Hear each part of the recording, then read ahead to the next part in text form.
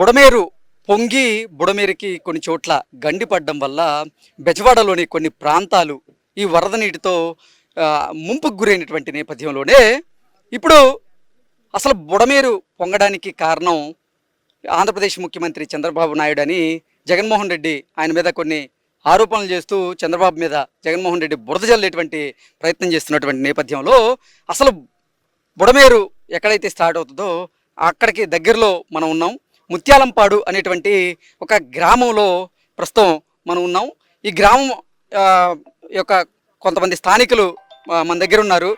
అసలు ఈ బుడమేరు ఎక్కడ స్టార్ట్ అవుతుంది, నిజంగా ఈ బుడమేరు గేట్లు ఎత్తడం వల్లే ఇప్పుడు బెజవాడలోని కొన్ని ప్రాంతాలు మునిగాయా, అసలు కృష్ణానదికి సంబంధించినటువంటి వరద నీరు ఏదైతే ఉందో అది బుడమేరులో కలిసే అవకాశం ఉందా లేదా అనేది మనం ఇప్పుడు తెలుసుకునేటువంటి ప్రయత్నం అయితే చేద్దాం. ప్రస్తుతం ఈ ముత్యాలంపాడుకి సంబంధించినటువంటి గ్రామస్తులు మనతో ఉన్నారు, వాళ్ళతో మాట్లాడేటువంటి ప్రయత్నం అయితే చేద్దాం. పెద్దాయన మీరు చెప్పండి, ఇక్కడ బుడమేరు పొంగి పడడం వల్ల అలాగే బుడమేరు గేట్లు ఎత్తేయడం వల్ల బెజవాడలోని కొన్ని ప్రాంతాలు మునిగిపోయాయంటూ కూడా జగన్మోహన్ రెడ్డి చంద్రబాబు నాయుడు మీద బురద జల్లేటువంటి ప్రయత్నం అయితే చేస్తూ ఉన్నారు. ఏంటి నిజంగా బుడమేరు గేట్ ఎత్తడం వల్లే అక్కడ ఈ పరిస్థితి ఏర్పడిందా అంటే ఏం చెప్తారు?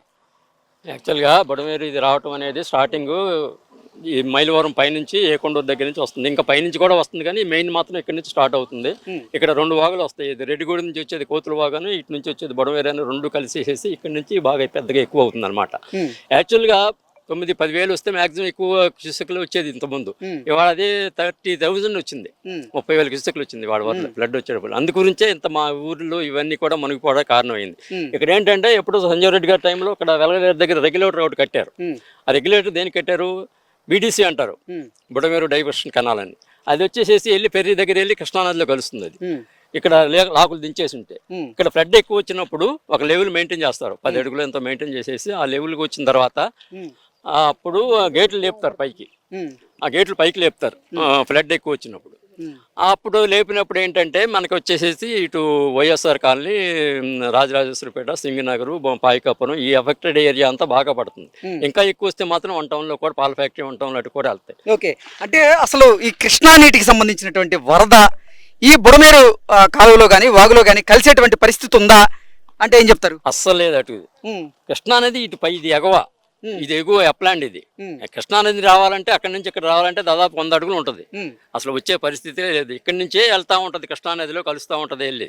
మనకి ఫెర్రీ దగ్గర ఉంది, మన కృష్ణా కెనాల్ ఉంది కదా, ఇప్పుడు కూలింగ్ వాటర్ కెనాల్ ఉంది కదా, అది వెళ్ళేసేసి థర్మల్ వేస్ట్ వాటర్ ఇవి అన్ని కలిసేసేసి ఫెర్రీ దగ్గర దాంట్లో కలుస్తుంది కృష్ణానదిలో.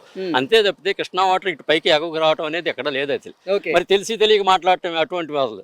జగన్మోహన్ రెడ్డి కావాలనే చంద్రబాబు గారి మీద బురద జల్లేటువంటి ప్రయత్నం అనుకోవచ్చు మనం ఇది. అంతే కదా, మరి ఆయనకి ఎక్కడ ఉందో బుడమేరు రెగ్యులేటర్ ఎక్కడ ఉందో ఏంటో తెలియదు. ఇక్కడ వెళ్ళలేదు దగ్గర రెగ్యులేటర్ ఉంది, ఇది లేకపోతే మరి దాంట్లో కృష్ణానదిలో చంద్రబాబు గారి పట్టడం ఏంటి, దీనివల్ల పట్టడం అదంతా తెలిసి తెలియక మాట్లాడటం. చంద్రబాబు గారి నివాసం కరకట మీద ఉంది, ఈ కృష్ణా వరద నీరు ఆ చంద్రబాబు గారి నివాసాన్ని ఎక్కడ ముంచెత్తుద్దని బుడమేరు గేట్లు తీశారు అంటూ జగన్మోహన్ రెడ్డి చెప్పడం అసత్యమే అని మనం భావించవచ్చు. అసలు కృష్ణానది లక్షల క్యూసెక్లు కిందకి వదులుతా ఉంటే బుడమేరు వచ్చి 30,000 వచ్చింది.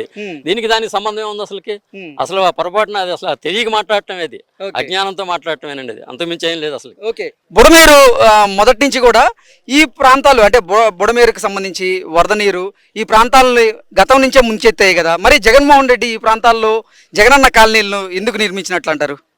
ఇక్కడ కొంతమంది వాళ్ళ నాయకుల కోసం స్వలాభం కోసం తీసుకుని పెట్టారండి. ఇక్కడ వాళ్ళ ల్యాండ్స్ ఏదైనా ఉంటే మంచి రేట్స్ వస్తాయి. యాక్చువల్గా 45 లక్షలు ఇచ్చారు, అంత రేటు లేదు ఆ లోపల అనేది, దానికి దారి తెన్ను అంత లేదు, మంచి రేటుకి వస్తుంది కదా అని వాళ్ళ స్వలాభం కోసం ఇచ్చారు, అంతే తప్పితే అసలు ఇటు నుంచేమో బుడమేరు వెళ్తుంది, అటు నుంచేమో కొండూరు నుంచి పులివాగ వస్తుంది, రెండు కలిసే ప్లేసు ఈ లోపల ఇది పెట్టారు జగనన్న కాలనీ. అది ఎట్లా ఇది అవుతుంది, దానికి అప్పుడు కూడా 4-5 అడుగులు మెరక దోలారు. ఓకే, మొదటి రోజు వరద ఉధృతి ఎలా ఉంది అసలు ఇక్కడ?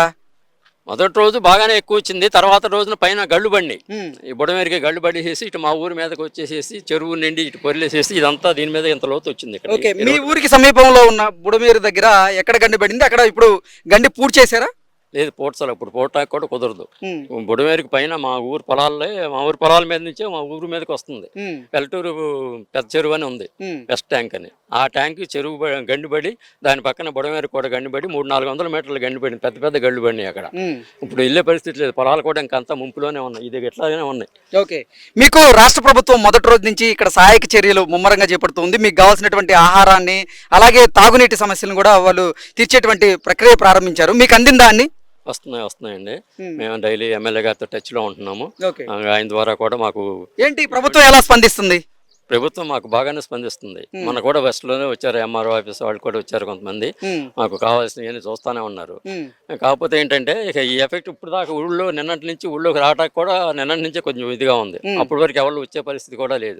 మొన్న పేషెంట్లను తీసుకెళ్ళాము కొండూరు, నిన్ను ఊళ్ళో కూడా వచ్చే పరిస్థితి లేక అక్కడే ఆత్కూరులోనే పడుకున్నారు ఆ నైట్ అంతా కూడా. అంటే ఆ రోజు నుంచి కూడా అసలు టెక్నాలజీని ఉపయోగించి చంద్రబాబు గారు అలాగే ఆంధ్రప్రదేశ్ ప్రభుత్వం కూడా డ్రోన్ల సదుపాయంతో ఇక్కడ ఆహారాన్ని పంపిణీ చేసింది, అలాగే మందుల పంపిణీ కూడా చేసింది కదా, మీకు అందాయని? అంటే అంత ఇది లేదు మాకు. ఒక్క రోజు మాత్రం బాగా ప్రాబ్లం అయింది. ఇప్పుడు ట్రాక్టర్లు ఉంటాయి కదా, దమ్ము చక్రాలు వేసుకుని వాటిని తీసుకుని వెళ్ళేసేసి అక్కడ ఉండేసేసి తర్వాత వాటి నుంచి అటు మామూలుగా వెహికల్స్ మీద వెళ్ళారు. వాటి ద్వారా ఒక రోజు మాత్రం అసలు వెళ్ళటానికి ఏమేమి వీలుపడలా. 2 మనుషులు కూడా చనిపోయారు ఊళ్ళో ఈ ఫ్లడ్ మూలాన. అక్కడ ఒక ట్రాక్టర్ కింద బాల్తా పడిపోయేసి దాంట్లో 8 మంది కొట్టుకుపోయారు. ఒక మహిళ చనిపోయింది, మిగతా 7 అయితే బయటకు వచ్చేసారు. ఎట్లా తాళ్లతోటి బయటకు తీసుకురాగలిగాం. ఒక మనిషి అయితే ఒక ఆడ మనిషి కొట్టుకుపోయింది. అట్లానే ఊళ్ళో కూడా ఒక మనిషి చనిపోయాడు ఈ ఫ్లడ్ వచ్చి దీని గురించి. అది పరిస్థితి. ఓకే పెద్దయినా, అయితే ప్రభుత్వం నుంచి అయితే అన్ని సహాయ కార్యక్రమాలు మీకు అంతానే ఉన్నాయి, ప్రాబ్లం ఏం లేదు. ఎమ్మెల్యే గారితో కూడా డైలీ టచ్లోనే ఉన్నాం. ఆయన కూడా ఫుడ్ ప్యాకెట్స్ అవి పంపిస్తున్నారు. ఇక్కడ కొండూరులో కూడా కొంతమంది దాతలు ఉన్నారు, వాళ్ళు ఫుడ్ అవి పంపిస్తున్నారు. కొంతమంది వాటరు, నిన్న మిల్క్ వాటర్ అన్నీ వచ్చినాయి, జరుగుతూనే ఉన్నాయి. మాకు ప్రాబ్లం అయితే లేదు. ఓకే పెద్దయినా, ఓకే, థ్యాంక్ యూ, ధన్యవాదాలు.